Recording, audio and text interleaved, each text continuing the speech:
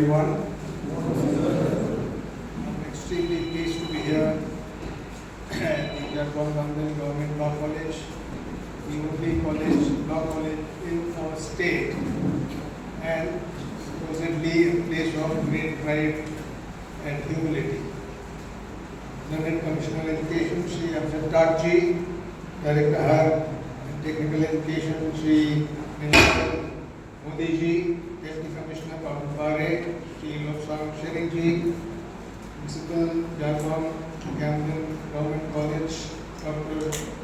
Jote ji, learned members of the faculty and staff, the most respected Govt and ladies present here, members of the Panchayat, ladies, gentlemen, and not the least, dear students of the law college.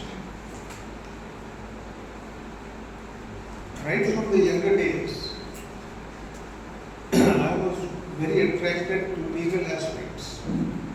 Probably because half my family comes from the legal side, the other half comes from the military side.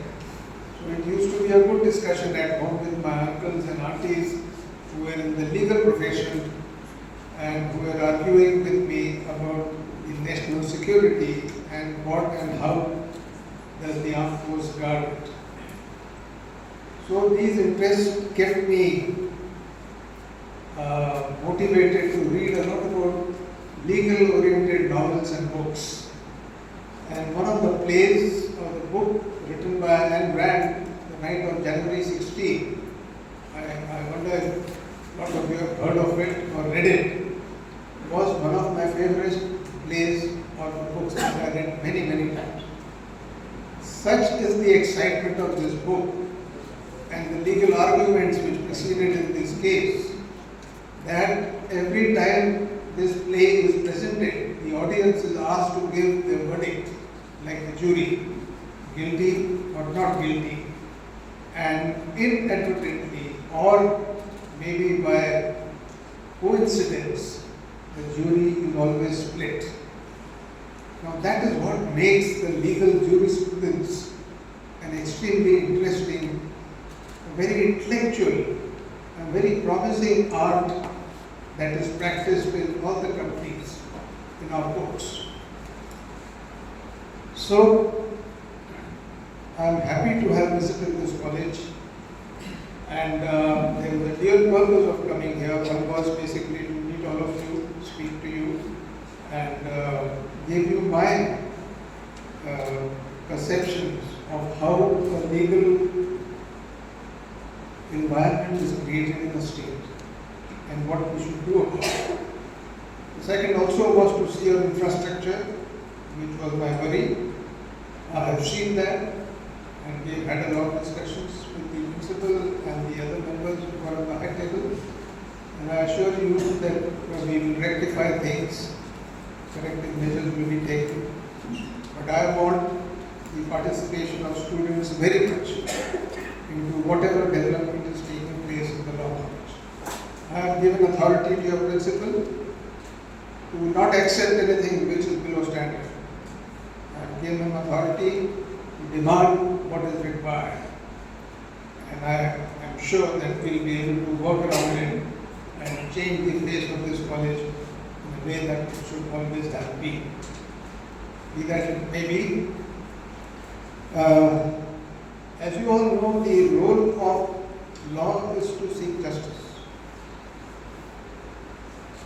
In a world that is fast moving, in a world that is fiercely competitive, in a world where everybody is trying to get ahead of each other, also in a world where a lot of external agencies and facilities form our own perceptions about life and living, the legal procedures are extremely important. And as I see, they have been evolved over the years. The one end of legality is sitting here with us in these red coats. They are the people who are looking after the community discipline. They still look after that. But then the crimes were different. Today they have enlarged in such proportion that you can't imagine. So the legal jurisprudence has by itself improved over the years in the world and more so in our country. So I'll try and touch upon some aspects of how the legal system should work, and more importantly to the young men and women sitting here, what is really expected out of you when you graduate from here and walk into the world, this big environment of our state, and contribute based on what you have learned and experienced. So this stated goal of law being a justice is not just a slogan, it is the very soul of legal education. We are the largest democracy in the world where rights, duties, liberties and constitutional morality generally shape the society. The study of law therefore carries a responsibility which is far greater than earning a profession. It is a commitment to fairness, to truth and service to humanity. Now these are the guiding ethos of any legal systems. This college was raised in 1919, and it has been affiliated to Rajiv Gandhi University, being the first law college of the state. This institution carries a historic responsibility, the place where legal minds and ethical citizens are shaped. You are equipped with academic infrastructure, a library yet not very complete, moot court, legal aid and research cells and hostels. This institute has already laid the foundation for excellence. There is a lot that needs to be done to the infrastructure. That's what your principal and the learned secretary commissioner has said, and I assure you that corrective measures will be taken. The law college should aspire to emerge as a center of legal scholarship and public service in the Northeast as a whole, and specifically in Arunachal. Its legal aid cells can become bridges between the law society.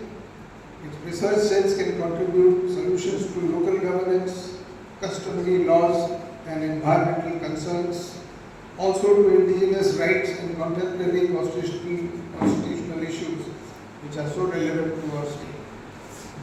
Above all, I feel we must take pride in our institution. Institutions earn distinction not overnight but through collective effort, academic integrity and sustained excellence.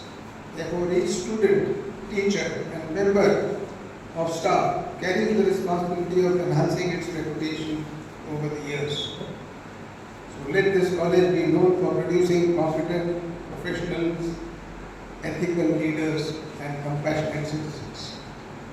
When I am touring the colleges and universities as a chancellor in the state,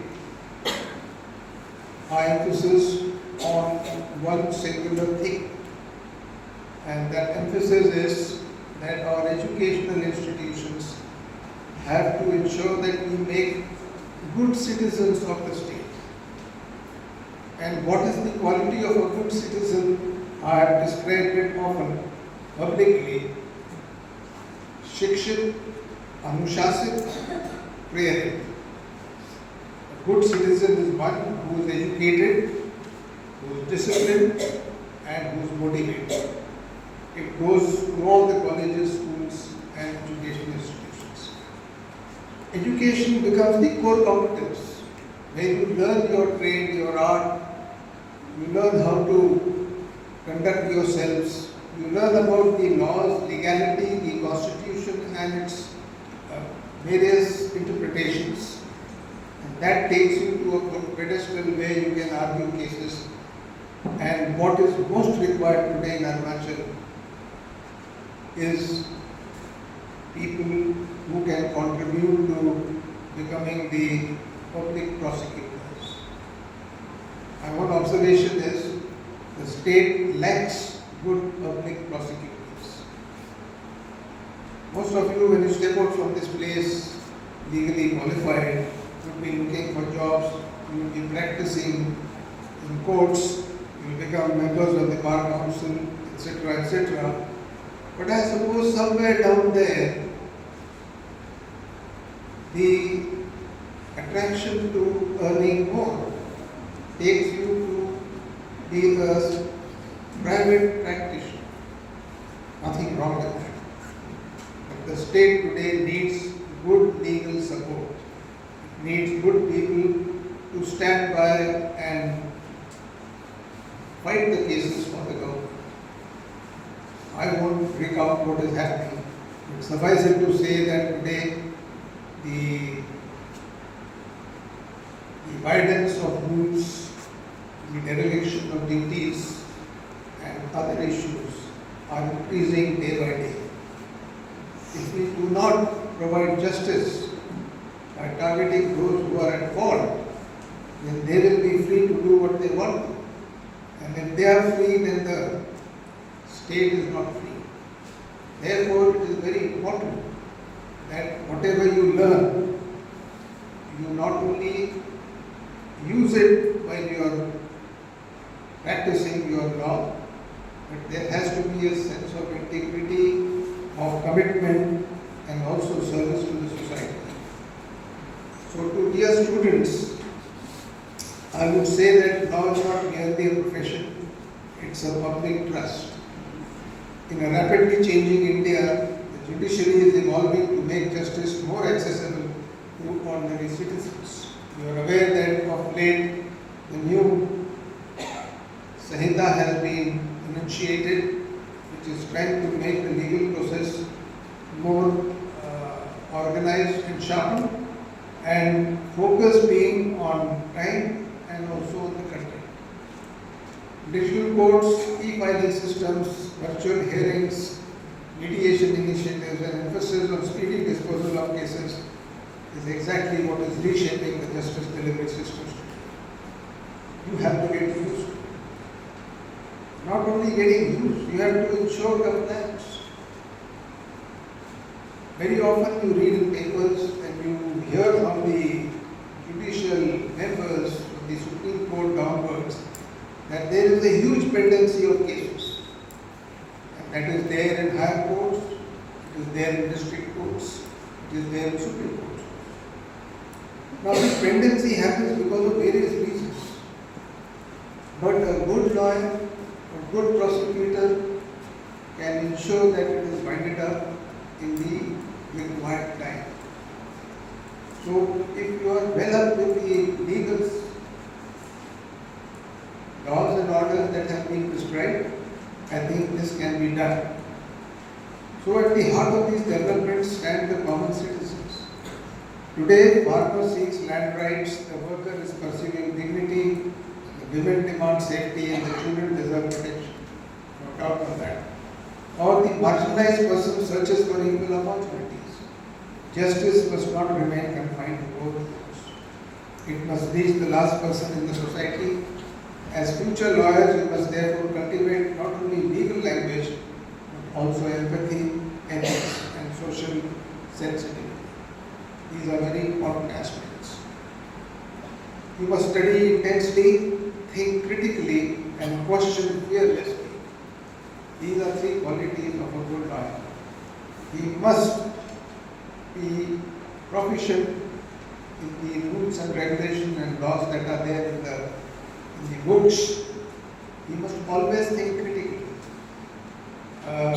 In a normal sense, whenever someone has to take a decision, it is either a yes and no or this and that. But in legal parlance, there is a whole possibility of decisions which can be taken or the rules which can be followed. So you have to think critically about it, and you must question things fearlessly, whether you are standing in a court or you are in a bar council or you are in a moot court here trying to understand how the law is applied. So learn to distinguish between arguments and the truth, legality and morality, power and justice. Participate actively in moot courts, legal aid programs, research initiatives, debates, and community outreaches. This will give you a very good insight about how people behave, how they conduct themselves, what kind of crimes are being committed and why they are being committed, it solidifies and gives you that kind of a power to argue these cases in the court in favor of good justice. The finest legal minds are shaped not only in textbooks but also by engagement with real social realities. To the faculty, I would say that the learned members of faculty, you are the torchbearers of intellectual and ethical leadership. The role extends beyond teaching statutes and precedents.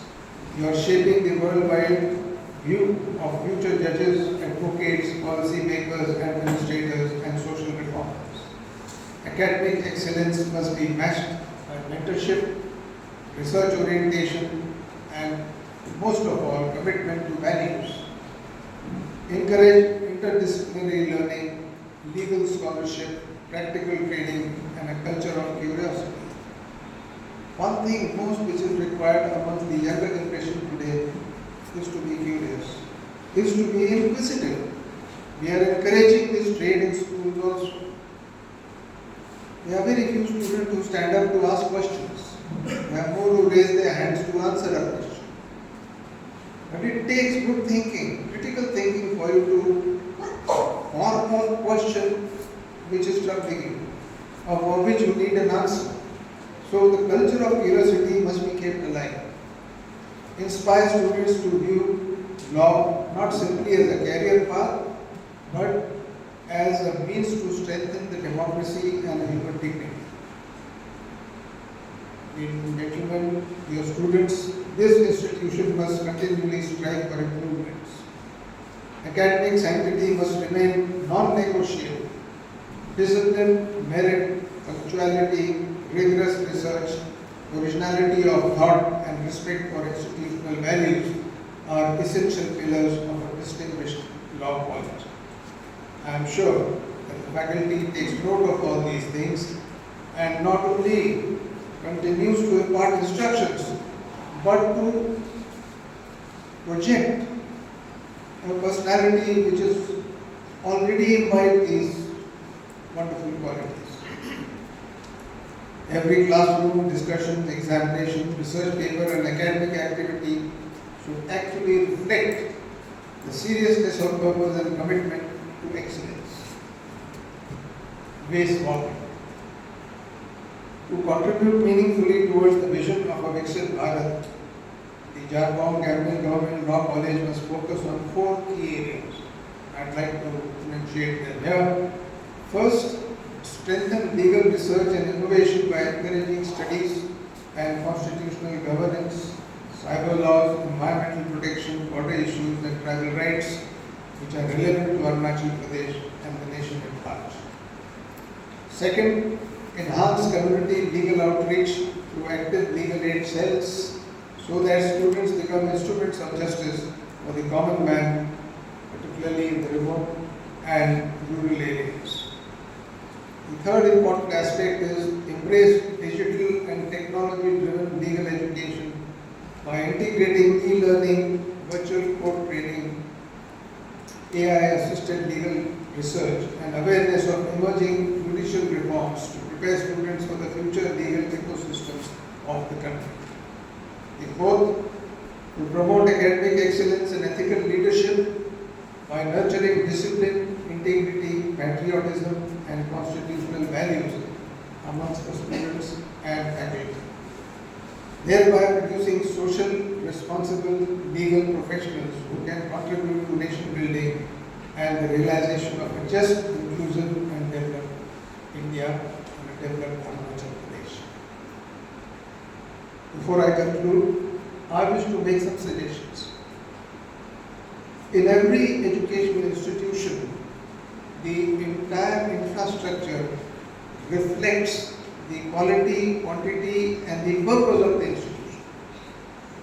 So I'd be very happy to see some good courts in your library, some courts in your corridors, some methods by which you can learn out of the books.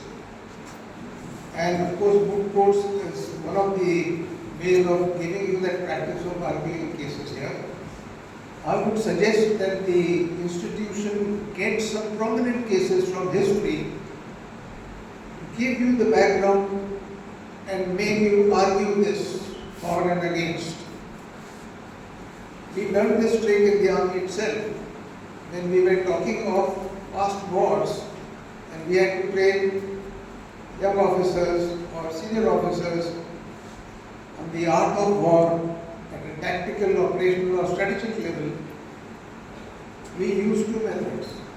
One was a sand model which depicted a battle which was fought. Let's say in Kargil, the Battle of Tolole, the first success that we got. So the instructor tells you the situation, tells you what the terrorist or the enemy was doing, tells you where you are, what you have, and now asks you to make a plan. So what you do, you put a plan on that sand model. You say that I will approach from this side, I will attack in that manner, I will engage enemy in this manner, etc. Once you have done, then he actually shows you and tells you what happened during the war. There are certain differences in the planning which you have done and what was done because of the situation. So some lessons come out. When you go to the next phase, that you have attacked the objective, now what? Will you exploit? Will you reinforce? Will you do something else? You discuss that and you actually show what the people during the war did. So this is a method by which you are rousing the curiosity of the students. You are making them exercise their minds as to what could have been done and what was actually done and where is the difference.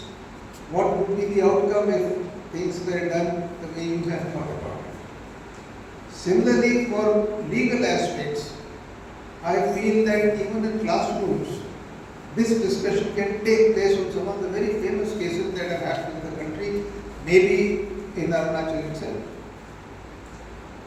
So the law stands where it is. It is the clever interpretation of law that wins you the day. You see a lot of legal things in our Bollywood movies also. Sometimes they are interesting, sometimes they are make-believe. But these scenes which are shot in the court are very well choreographed. Take your minds to some pictures that you have seen. So I feel this way of interacting, using your knowledge, arguing a case, will give you enough knowledge as to where you stand. It will make you learn the basics. And I am sure once your proper library comes up, the e-library comes up, there will be much more available to you to learn and imbibe. As a youngster, I often read, I told you about Ayn Rand's Night of January 16. There was yet another author that I used to be very fond of, was Henry Cecil. He's a British author. But he writes very, very simply and brings simple cases to the court, and he goes into the arguments as to what the prosecution did, what the defense did, and how the case turned out. Read books, read literature, which gives you this nuance, which makes you understand the way to argue, which makes you understand how to use the law for an argument. That will make you good legal leaders. And we are very, very concerned that this college turns out many legal qualified men and women who will help the state to stand and deliver justice in the courts, whether it is the district court or the high court. It's very important because you see in environment what is happening. There are cases of NPDs, drugs, there are POSCO cases. I am horrified to read them every other day in the newspapers. What is happening? Are we punishing the people involved? Sometimes it gives an impression that they get away because the prosecution is not good enough or there is no prosecution. So I urge the students to imbibe the spirit of legality for which you are being trained and develop the quality of arguments. Therefore, oration is a very important part of legal arguments. You generally find people who are good orators. They are able to articulate an argument. There are others who just quote the law and let the judge decide. So think, what are you going to become? We want that you should be having an original thought of your own. You should have the ability to articulate a legal position, to argue in favor of justice. And that today is one of the most important features and worries that we have in this state. I am sure with the type of education you are getting here, and I am sure over a period of time new methods will be evolved. I remember in the army as a leader, we used to have night training.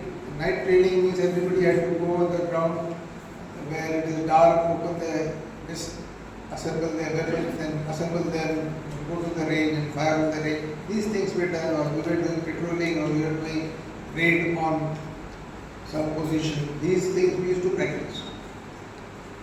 So I felt too much of it was not useful. So one day I called my men into the library, and what I had done, I had organized a movie to show them. So I used the same method which I described when we were training people for tactical and operational issues. So the movie's name was Raid on NTB. Have you heard of it? Just raise hands, anybody who has heard of it. Okay, Raid on NTB was carried out by Israel because a large number of their people were taken hostage by the terrorists in Uganda. Uganda and Israel is more than 1,000 kilometers away. And Israel launched an operation 1,000 kilometers away to rescue them. Today it is a matter of study as to how hostage rescue can be done. So we started giving them the basic issue that okay, here is a country whose people have been held hostage and you are now the Prime Minister of Israel, what are you going to do?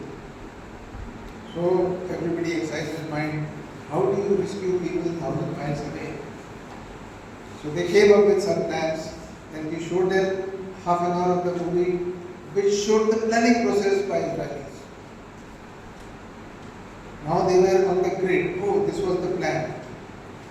Now we asked them that how was it executed on ground? The airport around which they were kept. We described what was the security arrangement there, electronic means, early warnings, weapon systems, soldiers. And now again you were an Israeli commander, you had to make a plan to rescue them. So they made some plans, they were here and there, and we made them see the execution of the plan. What I am saying is, this was a method of keeping the interest alive. It was a method of learning outside your books, outside your classrooms. So these are innovative methods of learning which I request the staff and the faculty to think of these innovative methods to make you more proficient, to make you more aware of the type of cases that you are going to face tomorrow. Now they could be financial, they could be